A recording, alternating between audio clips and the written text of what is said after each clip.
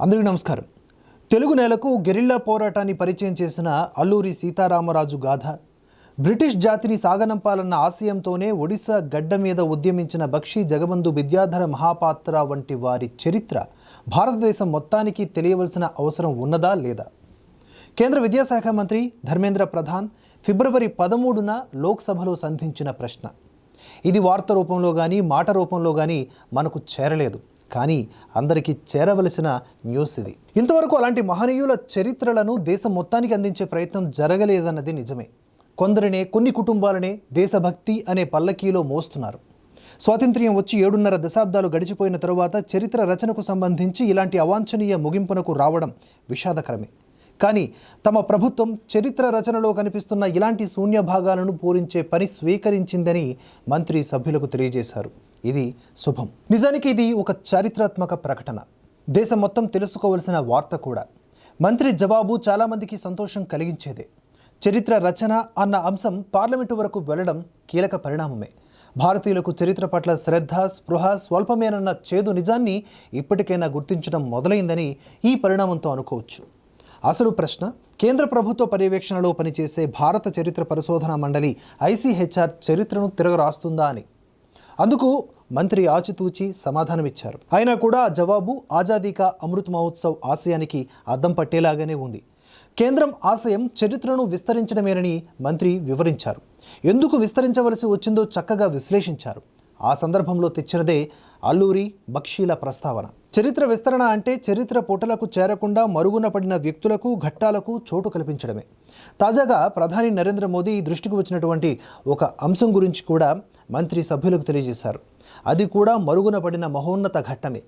ఈ మధ్య మోదీ మాన్గఢ్ ధామ్ దగ్గరకు పర్యటించారు. గోవింద్ గురు అనే గిరిజన నేత నాయకత్వంలో బ్రిటిష్ ప్రభుత్వం మీద పోరాడిన నేల అది.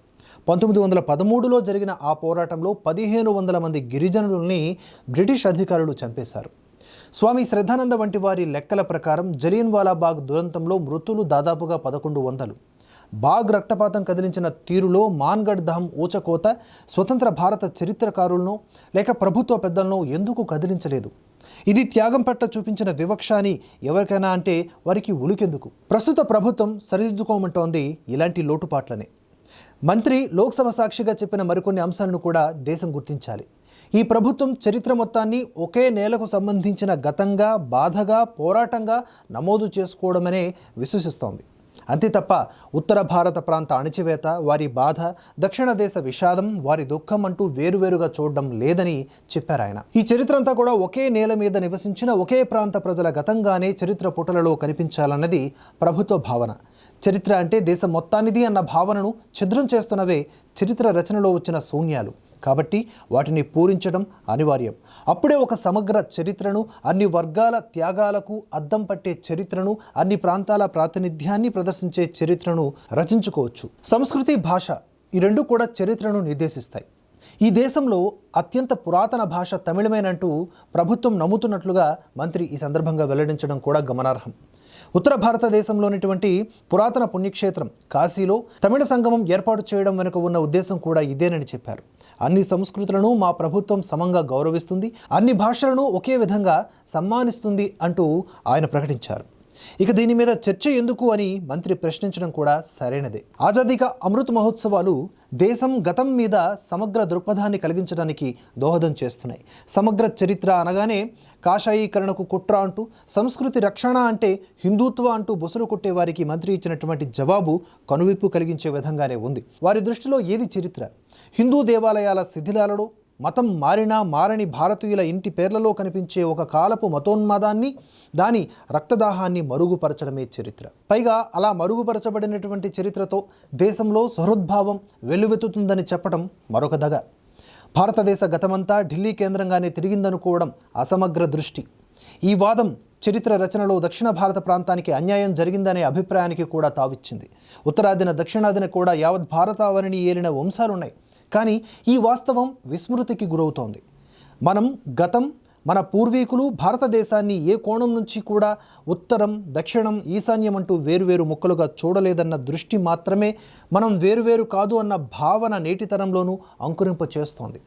కలహనుని సాక్షిగా అలాంటి శూన్యాలు పూరించే పనితోనైనా భారత చరిత్ర సమగ్రమవుతుందని ఆశిద్దాం.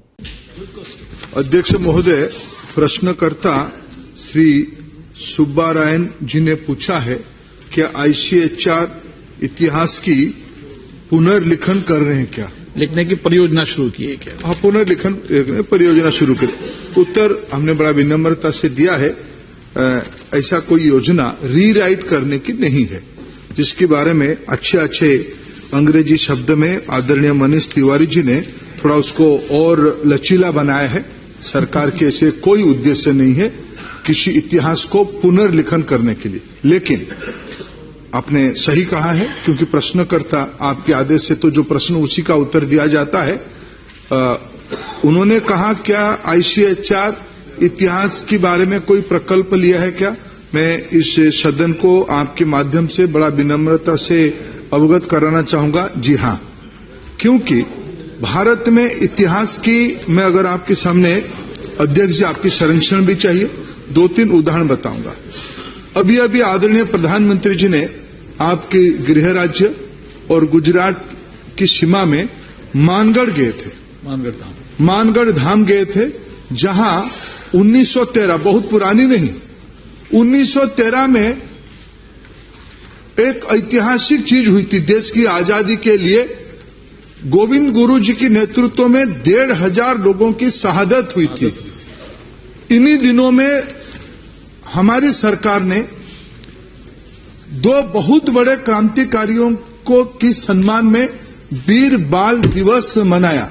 साहबजादे जोरावर सिंह और फतेह सिंह 7 साल और 9 साल की आयु में इनकी शहादत हुई थी.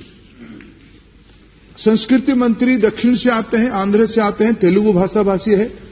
क्या यह देश आलूरी सीताराम राजू जैसे एक आदिवासी समाज की जननेता के बारे में जानने की आवश्यकता नहीं है? क्या माननीय अध्यक्ष जी, बख्शी जगबंधु विद्याधर महापात्र, जिन्होंने 1817 में उड़ीसा में अंग्रेजों के खिलाफ आंदोलन किया था, उधर की लोग महामहिम आज नहीं रहे, आदरणीय प्रणब मुखर्जी जी उसकी 200वार्षिक उद्घाटन के अवसर पर कहे यही सही देश की आजादी का पहला ही लड़ाई है. यह सारा विषय आज के इतिहास के हिस्सा अध्यक्ष नहीं है. केवल इतना ही नहीं, देश की गुलामी कब से हुई आखिर? पिछले 1100-1200 साल से इस देश विभिन्न कालखंड में पराधीनता की ओर गुजरा है. उस समय पे देश को अगर हम समीक्षा करते हैं, दक्षिण हो या उत्तर हो या पूरब हो या पश्चिम हो, ऐसे अनेक साम्राज्य है जिन्होंने देश की संस्कृति, सभ्यता, अस्मिता को उजागर करने के लिए अनेक काम किया. ये आज इतिहास की पन्ने में आने चाहिए. ICHR ऐसे फीलिंग ज्ञाप करता है. हम कोई पुनर्लिखन नहीं कर रहे हैं, इतिहास को व्यापक कर रहे हैं, बड़ा सरल रेखाएं खींच रहे हैं. इतना ही हम काम कर रहे हैं. ICHR इतना ही काम कर रहा है.